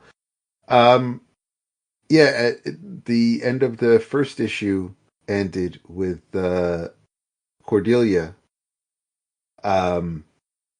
as Caroline Stone, who basically is someone who works for the family's dry goods business and is not the boyfriend was a delivery driver who overdosed a few weeks back, wasn't a rock star, murdered in a magical dimension. There is no painting that with a magic castle that she can visit. These are all hallucinations according to this doctor, but this being a book about magic and illusions, things aren't what they appear to be, and thankfully that subplot that is scuttled fairly, I don't want to say fairly quickly, but quickly enough in the second issue, as we're introduced to a character who is here to let Cordelia know that she is going to die in the next 3 days, but yeah, the art's fantastic. I really, really like of all of the Millerverse stuff. That's all connected. I really, really like Magic Order. Maybe above everything else. But yeah, it's a great book with a great bunch of characters. This was a I think it's also 5 issues, so we're not at the halfway mark yet. But yeah, there's absolutely somebody after Cordelia, and we'll find out more as we go. But I was my if I had any complaints so far about the first two issues, it was whatever the hell they were doing at the end of the first, and I was glad to see that that problem, for lack of a better word, has been solved in the second issue. So yeah, it's still a great book that's going to it's. I don't like to know what's coming, and this is the way Miller handles Magic Order. It's definitely a book that I don't mind when he zags when I thought he was going to zig. It's a fun time. If you haven't had any of the Magic Orders prior to the big game, then there's definitely plenty to. You've got 4 volumes before this, so I would highly recommend Magic Order. But this 5th volume is starting off pretty fun. 2 things. One, no ifs about it. It is absolutely the best Miller World stuff. Okay. So I'm with you there. Yes. And 2, I dream of the eventual solicit where we get a oversized deluxe hardcover, maybe slipcased, of the entire Magic Order series. Wow, you're asking for a lot. It's Miller, dude. He's got deep pockets. Maybe he should go over and team up with Silver Sprocket. Sprocket. Oh, they would do it right. Yeah. Sprocket. They'll do it. Sprocket. Yeah. Silver Spaces Sprockets. Yeah. I've read some Legion. Yeah, how about you just fucking dig into the crates? But, Dap, and Jason, I'm not one, Tomio knows all of the valuable issues, the ones where first appearance or first time, he knows that stuff. Yeah. Dap, there's an intro by Paul Levitz to this book. Go figure, right? Paul Levitz. But there's a DC special number 21. It was a holiday anthology that there's the story that's reprinted in here is a Legion story that is drawn by Jose Luis Garcia Lopez and inked by Dick Giordano. And I will say, before I drop the bomb on you, that rarely have the lads and lasses of Legion look so good. Garcia Lopez draws a Phantom Girl with pigtails. It should really be illegal. It should come with some kind of warning label. Yeah. That this is going to put you straight into puberty if you're, on the verge. But anyway. So DC, get this. I want to get it right. DC Special Series number 21. What is the thing for which this issue is known? And it's not Legion. Do you know? 21? It's a $1 comic. It features Batman, House of Mystery, Jonah Hex, Sergeant Rock, and Superboy and the Legion. It has a Garcia Lopez cover that's a little weird. It has everybody that I mentioned pointing to the North Star. Frank Miller's very first Batman story. Yeah, it's insane. Oh, this is the Santa Claus Wanted Dead or Alive story? Yeah, it's the Christmas for Yeah, I would guess. Yeah, April 1980. Frank Miller's first Batman story. That story is reprinted in the Longmeadows leather covered version of the complete, at that time, Frank Miller Batman, which included Year One and The Dark Knight Returns. Yeah. But I never told you the name of this book, did I? It's the Legion. You did DC Special Series number 21. No, it's the Legion of Superheroes. No, that's reprinted in it. Yeah. Oh, right. Oh, he's a little slow on the uptake. Oh my God! It's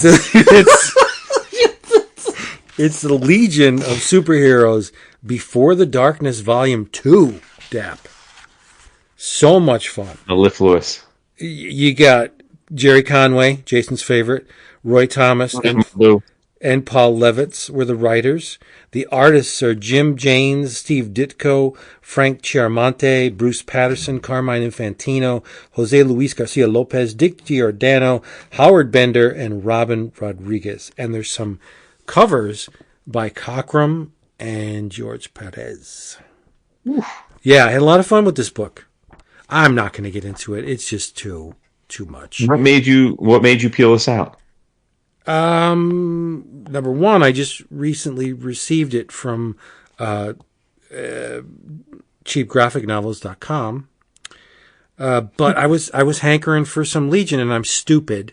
I didn't order the first volume before The Darkness Part 1, so I'm like, shit. It's out of print. Of course, the DC lets the Legion go out of print.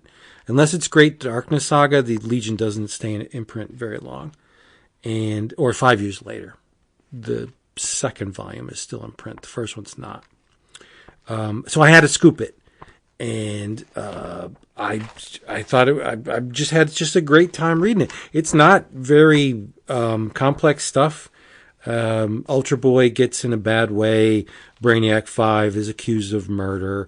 But the most fun story for me is the origin of Block. Anybody? Block? No? Nope. No? Sure. Really? Future thing. Yeah. Yeah, kinda. But the Block story, the roll call is Wildfire, Dawnstar, Sunboy, Lightning Lad. Stop. That's all I need, really. I should say, and Saturn Girl. Where you have Lightning Lad, you need Saturn Girl. But it's so silly, borderline stupid, that Block comes from a world that they've called Dryad, and his people are made out of stone. So when the settlers got there, like the United Planets have a very strict edict that if a planet is inhabited, you can't colonize it. If there's animals on it and like sea life and stuff, fine. But if it's colonized by a sentient life form, you cannot spread your seed to this planet. So the humans come, and it's like, this is a whole bunch of rocks laying around. This planet's great. We can colonize this planet. And it was just Block and his people just playing dead, basically. And they were listening to the language, so they learned the language, the human language, in the time that they were just loafing around. And then, but the kicker is, and this issue is drawn by Steve Ditko. Kicker is, the Block had a hatred for the Legion because the star around which Dryad orbited went supernova. And so Superboy and the Legion came and evacuated all the people, and Block thought that they destroyed his son. So he had a burning hatred for the Legion. And that's why, because Block was a villain. He was introduced as a villain first. He was in the League of Super Assassins, which fought the Legion. But it turns out that now he becomes a member in this issue because he's like, I made a mistake. You guys are all right. And then there's a subplot with a bunch of aliens called the Starburst Bandits, who they lock up. But they don't realize that the Starburst Bandits' power comes from their bodies, not their weapons. Their weapons just channel their power. So they, I see. Yeah, they lock them up, and the Starburst Bandits are like, fuck, we still got our power. Let's get the hell out of here. And Block helps corral these Starburst Bandits. But that's just one story. And I gotta say, Frank Chiaramonte inking over Ditko, ungrotesque is that even a word? Diminishes the grotesque factor of Ditko's pencils. Because I think Ditko can be very harsh at times. And Chiaramonte's inks almost make Ditko's females look like they were drawn by Wally Wood. Almost. I said almost. This collection's great. It's a massive collection. It's like 350 pages. And I think it was, I don't know, after discount, maybe $27. Nice. Yeah, it's on that nice toothy. It's a hardcover. It's on that nice toothy paper that DC uses to do their lower priced archival reprint editions. So I love this book so much. I just have to get my hand on the first one. You do. Yeah, it's not going to be easy. I was looking for it in New York. I don't know why. Mm-hmm. It was a. So wait a minute. Do we have a triple DC O-Rama? Not DC only trifecta. do we have Absolute Superman and JSA. JSA, we have the Legion. Nice, nice. Yes, sir. And in your travels. So yeah. Oh, look at you! Yeah, we're not putting that in there, but okay. It's all funny and stuff. So I'm gonna have. So what else do we have? Are we gonna do the Inner Travels now? You trying to get out of here? You got a date? Unfortunately, no. It probably does. Yeah. Oh, yeah. Mm-hmm. Yeah. I'm looking at the clock on the wall. And We're only at ditches. No, we're only at an hour and a half. If you want to bring something. Yo, shout out to our boy Brian Newberry, because he hit me up and he said, "Hey, Boo, I know you love the vampire stories. I came across one recently that I hadn't heard anything about, and I think it's worth your while." And he sent it to me. And it's raining cats and dogs, I hear, people, because I am going to talk about a 2000 AD story. Shocking, I know. Huzzah. What is happening? It's crazy, but it's all credit to Newberry, because I wouldn't have known this existed if it weren't for him. And he also wanted to point out that he thinks that you cast shade on one of the progs that this story was in. So he said, I cast shade on it. Interesting. Yeah, he said he thinks it's one of the modern progs that you were like, 2000 AD isn't what it used to be. Anywho, this particular story, though. It's true, though. This particular story was syndicated or serialized, rather, in 2000 AD progs 2390 through 2399. Written by Mike Carroll. Art by Joe Curry. It is called Silver. And it's wonderful. The premise is very simple. I read an interview with them. By their own design, it was simple. It is a action-packed science fiction horror hybrid. The story opens up in the year 2001 in Bristol, England. Gravediggers are digging up a grave looking for something, and lo and behold, when they open up the casket, it's a vampire. Their boss sent them there to get this vampire and bring them back to their base. Because, unfortunately, they totally misinterpreted how strong this vampire would be after being, in stasis for however long they were. And the vampire lays waste to the entire cadre of dudes that were sent to get her, save for one person, right? Who she doesn't kill. Just as she's about to kill him too, a futuristic looking alien vessel arrives that's running patrol, and out jumps a bunch of Gundam looking mechs and a human dressed like a Nazi, and they are trying to enforce why there's activity in this no patrol zone during during curfew, and he's like, we got to go. They're here, and she lays waste to these mechs as well. Like she makes light work of these vampire, and he's like, holy shit. He's like, these mechs are like. Turns out that in 1960, in this world, in 1969, War of the Worlds happened. Aliens showed up, colonizing our planet, took us over, wiped out a huge part of our populace, and used the rest of us for slave labor to basically strip mine the world. Again, fairly commonplace science fiction trope, right? And she's been in stasis underground for some unknown period of time, but well before she went into stasis, well before all of this happened. So this is all new to her. And it turns out that this rebellion leader somehow got wind of her existence and sent his team out to get her, with the idea that she would be their best hope of actually, like turning the tide after all these years. And that's what this story is about. It's basically her setting up with them to start fighting back against the aliens. So it's basically a badass vampire taking on a shit ton of mech imbued bodysuit wearing alien colonizers, and it's fucking awesome.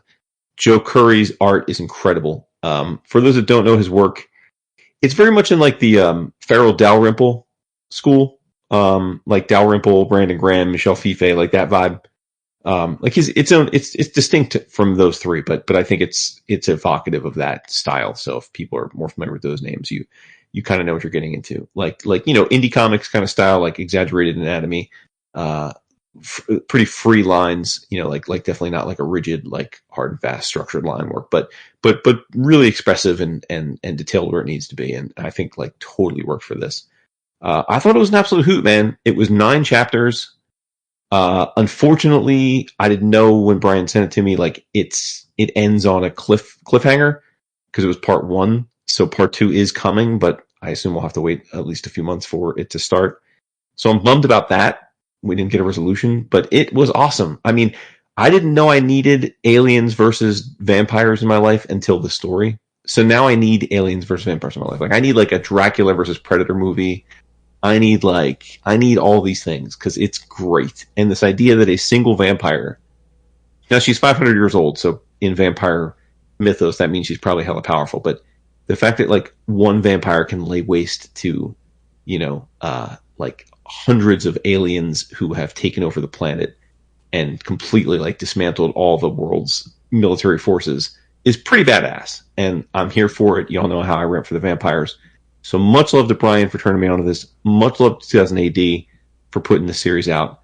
Much love to Mike Carroll and Joe Curry. And I'm here for it. I can't wait for the second chapter. So weird. Oh my God. What? It just doesn't make it. It's like we're entering into an alternate dimension where you're reading 2000 AD. I know, dude. Number one. And you're looking forward to a JSA book. Seriously. How the hell did Brian remember that I shit on the issue that came from? He's got a great memory. It's just weird. Number two, should you need any 2000 AD from the first issue to the current issue, I have them. Yes. All right. Just saying. Remember reading any of the story in the recent 2018 that you have? Yeah, I probably just breezed by it. Okay. Because I'm looking at it and it's not one of the serials that I would read. God forbid you read science fiction of vampires. Dude, I'm just saying, whatever. Judge Anderson, you're there for, but Oh, for real? I have history with Judge Anderson. I know, I'm teasing, but yeah. So much love to him for that. And again, like in terms of people are like, well, how can I read this? Well, the best way would be to, I think the easiest way would be to subscribe to 2000 AD, which is a relatively cheap subscription. And it's like I said, it's Progs 2390 through 2399. And they offer physical and digital subscriptions. Word up. Yeah. So there's really no reason why. Does Curry do a lot of AD work? I was unfamiliar with his work until. Now you're going to put me in a weird spot. You don't like Joe Curry? It's okay, but it's not one that I'm just like, oh, You not see the Dalrymple comparison? I guess. I mean, you could be. You're allowed to speak on it. It's not like we're repping for. It's not like it's I don't see the Dalrymple. I see. To my eyes, it looks like Trencher era Giffen. Like it's just there's a lot of shapes, a lot of shapes going on. I don't dislike it, but it's. Sometimes you throw me for a loop because like this would be art I would think the average like superhero reader would detest, but I would think this would be totally up your alley. I don't dislike it, right? But when I'm in 2000 AD, I got a mindset, and I want to see a certain thing in 2000 AD. Okay. That's why I say, depending on when you land into the 2000 AD universe, it could be either a really good thing or I think they have stretches where they have dips and they have peaks and valleys. And sometimes all of the strips are clicking and they're all just like great. And then other times you could go like 3-4 4 weeks and it's maybe more. And it's like, they're just not doing it for me. I got you. But I always keep an eye on it. I think it's the Galaxy's best comic. Right on. So do they. But I'm glad you read it. I think this is what I think. We should at least strive to broaden your immersion into 2000 AD. Maybe once a month. Do like a 2000 AD thing where you pick a serial and just like read it. That's not going over. Is that not going to? Yeah, I'm with it. I'm for that. All right. Nice. Hell yeah. No Domino, but For sure. Vampires and fucking aliens? That's you love vampires. Oh, so much. Yeah.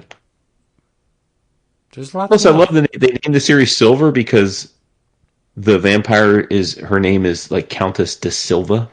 She's 500 years old.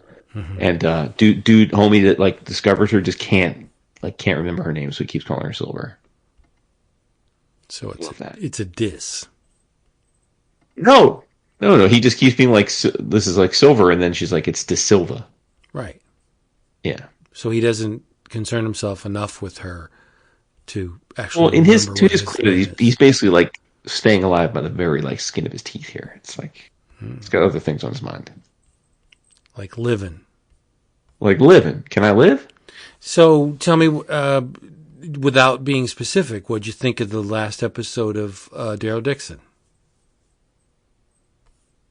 Did you watch it? Yes, I did watch it. I was stunned.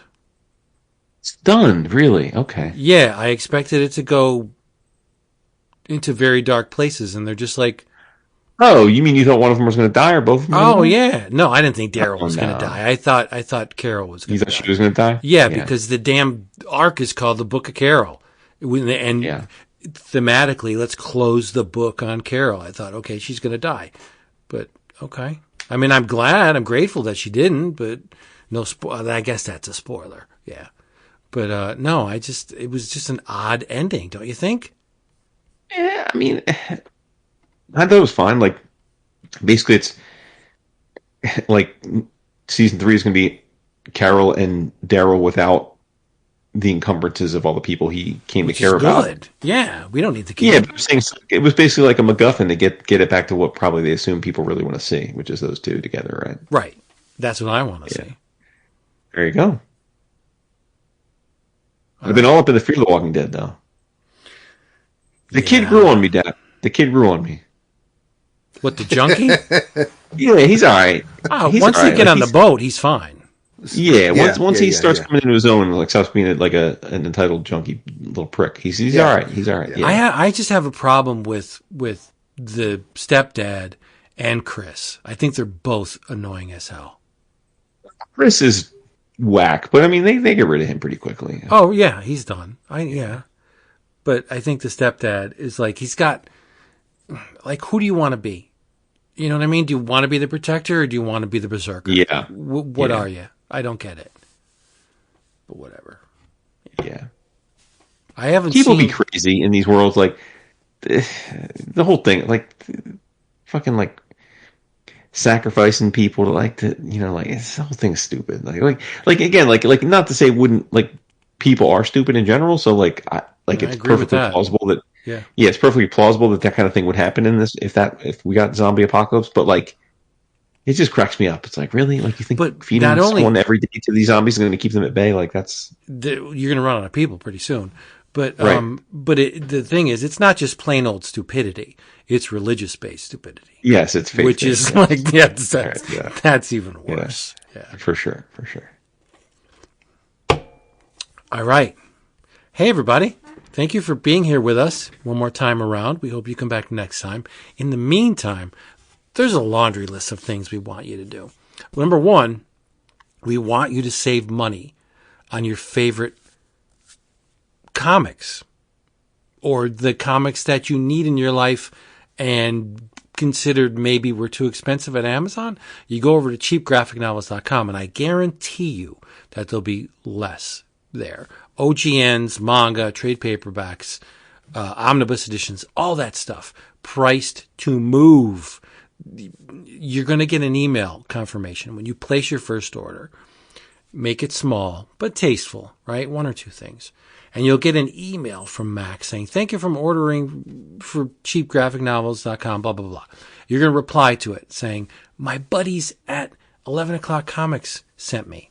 And Max is going to say, whoa, you're one of the tribe. So you can come on in, and next time you have free shipping on your order. Where else are you going to get that? Dap, where?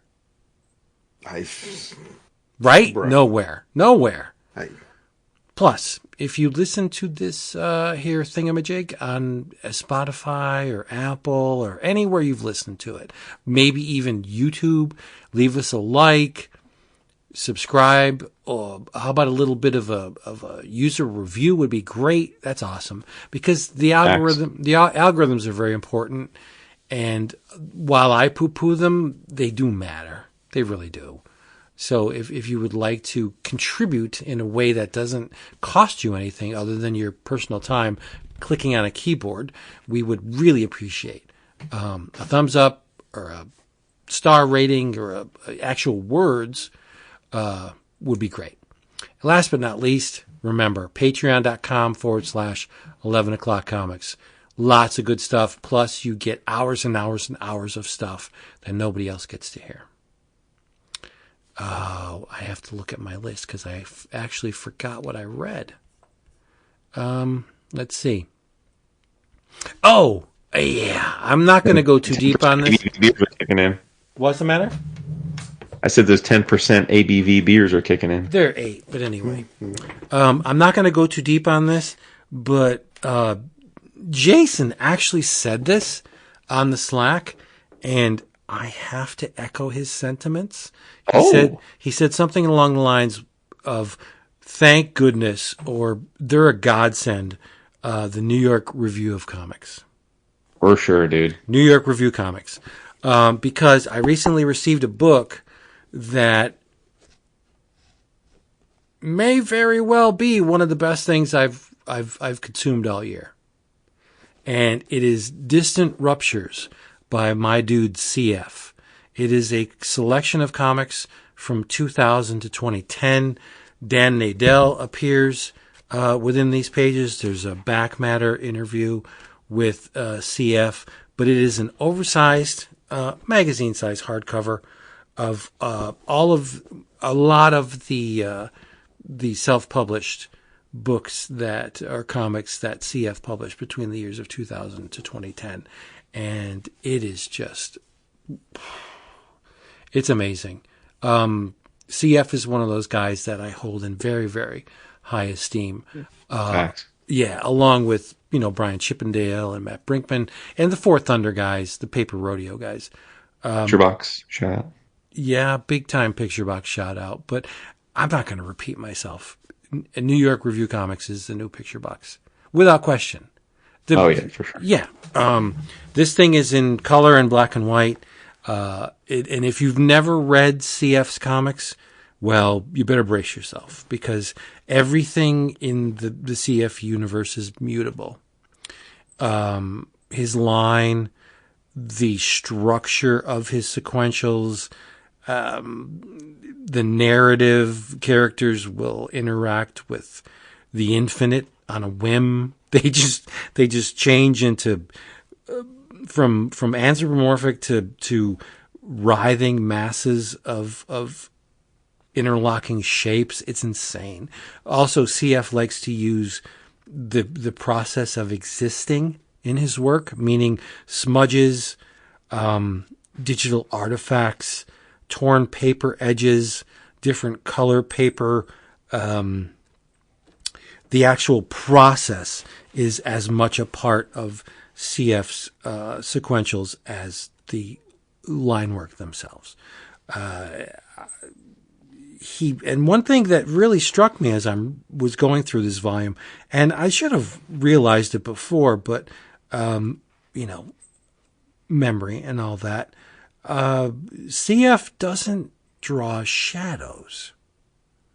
At least very rarely will he draw shadows. He relies on the contour to for the most part. And I'm like, holy shit, like that's really brave to do that. For an illustrator to just eschew shadows is crazy. Like, where do you get your form? Where does the form come from? Like, how does the dimensionality work? Like, but he's not at a loss for not rendering shadows. It's insane. Some of these works were drawn on lined paper, notebook paper, napkins. It's some of the stuff behind them, behind the pages, comes through in the scans. It's just amazing stuff. Yeah, like I said, it's up there. I'm going to have a hard time of whittling all my things down for the 11 o'clockers to 10 choices. Distant Ruptures by CF, a selection of comics from 2000 to 2010 by New York Review Comics. If you consider yourself a fan of sequential art, especially independently produced comics, you need this on your shelf because CF is like, he's boss level, big time. Indeed. Yeah, get it. Get it. Boss level. In your travels. Not going to go too deep on this because it's a weekly book right now, and we're not. I don't even think we're halfway through the main story. But currently in Action Comics, Superman is in the Phantom Zone, or is he? When he gets there, he meets his old friend Mon-El, and the reason why Mon is in the Phantom Zone is because he when he came to Earth many years ago, he got really sick.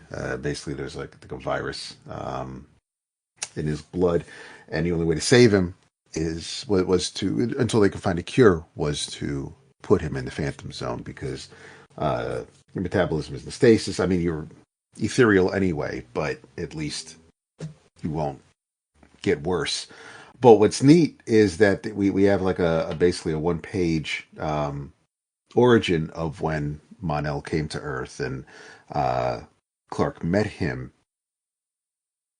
Obviously, Superboy was an integral part of the creation of the Legion of Superheroes, and Superboy was a real thing in the Silver Age until John Byrne revamped the character and his origins. And there's a panel where finally now Clark has someone who is just like him, who can fly and has super strength and is pretty much near invulnerable. And although he's not, there was no Superboy in this current version of Superman, and there's a line where Clark is recalling it, and he says, "Mom, Pa even let me wear this suit we'd put aside for the future, so long as I'd stay out of sight from everybody and they wouldn't see me." And I'm like, so that's it. So instead of just, I love how he just kind of put on a costume to go pal around with his buddy instead of actually creating a Superboy character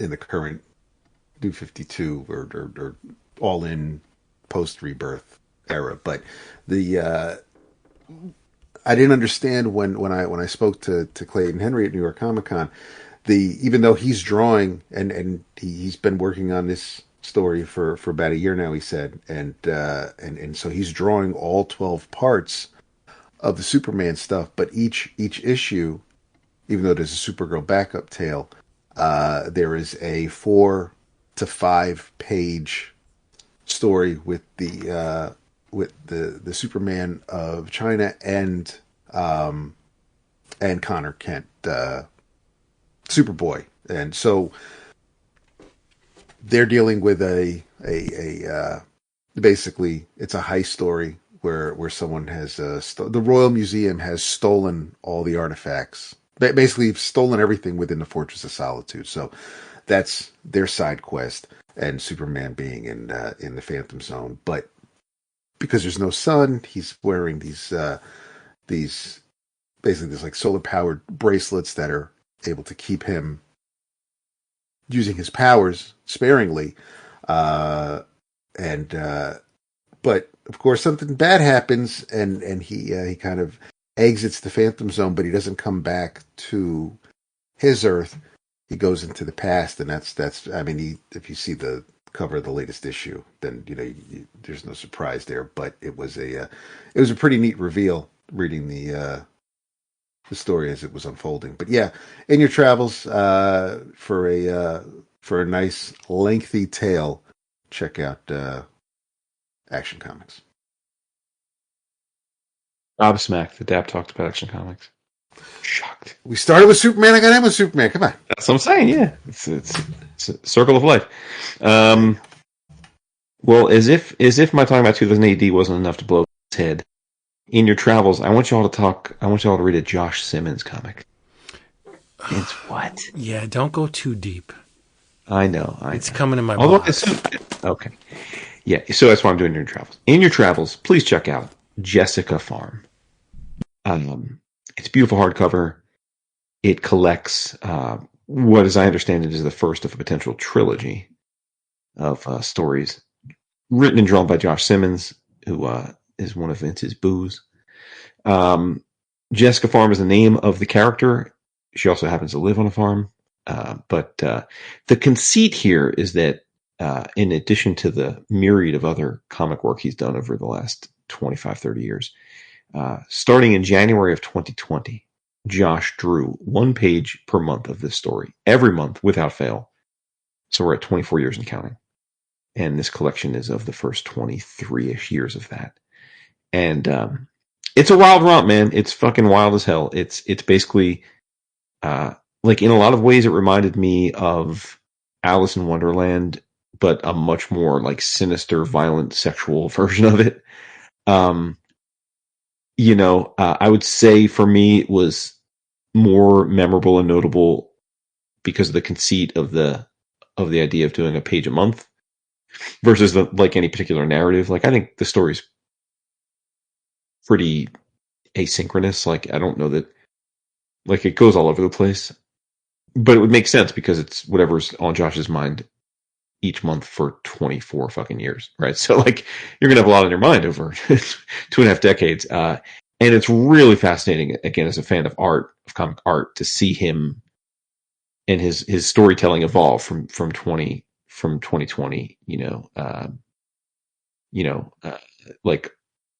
just going forward. So it's like, it's really, really impressive stuff. And,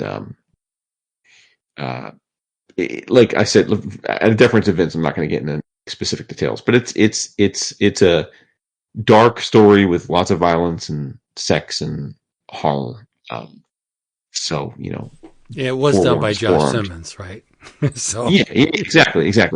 But I really think it's quite triumphant, particularly when you consider, like, again, the idea that he drew a page a month for years and years. So. It's crazy, right? Yeah, really, really crazy. So, and what's the page count on that? Oh, hold on, let me. I think it's over 300, right? Yeah, for sure. Hold on. But I say it's a trilogy because, as I understand it, he originally planned on releasing this. His idea was to do it through 2050. Wow. And I think that is still his goal. But I guess now as I understand it, he released 2 softcover versions of this along the way, like over some period of time, and then released this again, which is from 2000 to 2024. But it's a long time. See. Yeah, hold on. So it is 307 pages. It's a good size. It's a hardcover? Yeah, this is a hardcover. Like I said, it's a collection of the volumes 1 and 2 of Jessica Farm, which were put out by Fanta over the years, in softcover. So it's the majority of it's black and white. There are a few color pages in the front and the back, but yeah, it's crazy, man. Listen, I don't need to tell you about Josh Simmons. It's crazy. It's absolutely bananas, and it's dark. You got to be in the right mood to read it. It's not right. It's not happy-go-lucky. Comics from the id. Yep. Yes. All right, people. We thank you very much for being here. We hope you come back next time. In the meantime, go to a comic shop. Solicit an online retailer. I don't care where you get them. Buy some comics, read them, love them, talk about them, and then come back next time. And chances are really good we'll probably be talking about them too. So, you know what the deal is. Say good night. Don't!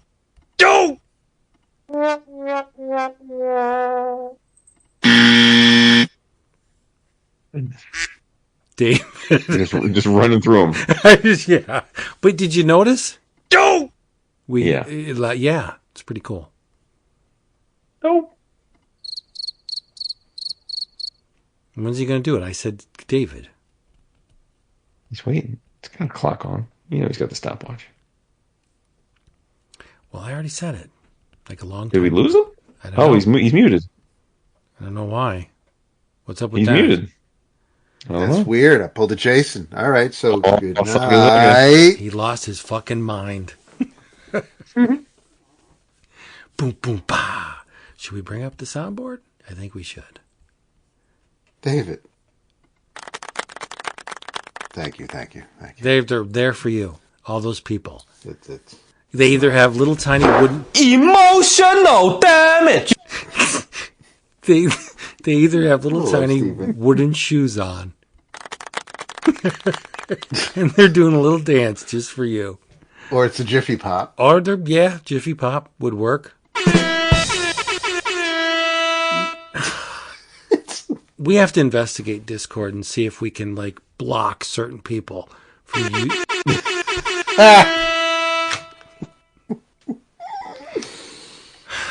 We love you. Tell them you love them. Love you so much. And then It's great. It's a remix. Holy hell. this will mean nothing to you, Jason. But when you actually said the vampire before, there's a character on the Phil Hendry show who was a vampire hunter. But then he realized it was all bullshit and that he was dismembering dead people for nothing. Okay. But every time he says vampire, he says the vampire. And I almost lost my shit when you said it. It was a good thing that I had the mute button on. Noise. Tell them you love them. Oh, I love him so much. More Praise or less. Kirby that y'all exist. More or less than the vampire. Oh, less. Wow, you love the vampire. Of course. I would love to be an immortal creature of the night. Oh, for 100%. If a comely vampire lass came up to me and she said, I want to suck your blood and make you live forever, I'd be like, okay, let's do it. Oh, I'd be totally ready for it. Yeah, me too. Absolutely. Yeah. I don't even care if shit didn't work downstairs. Living forever, yeah. But then Also, got 50% of the United States population I can easily go with no moral compunctions. But no, I'm just saying the whole caveat is well, you'll have to say goodbye to your loved ones. See ya. I'm living forever, bitch. Okay. So I'd live out my life with them until they died. And then Right. You're there for them, then they die. Sorry. Absolutely, yeah. You're not immortal, I am. Sucks to be you. Do be like Welcome that. to Compassion Corner. I actually get to read all the comics I own. Be great. Oh, I don't even think we'd be able to do it even then. Yeah, probably not. Yeah, we're stupid. Keep buying them. Yeah. Tell them you love them. We're done. Already did. Okay. Thanks for playing. Love you. Thank you for listening to Compassion Corner. The vampire. Oh, shit. Funny as shit. That's it for that one.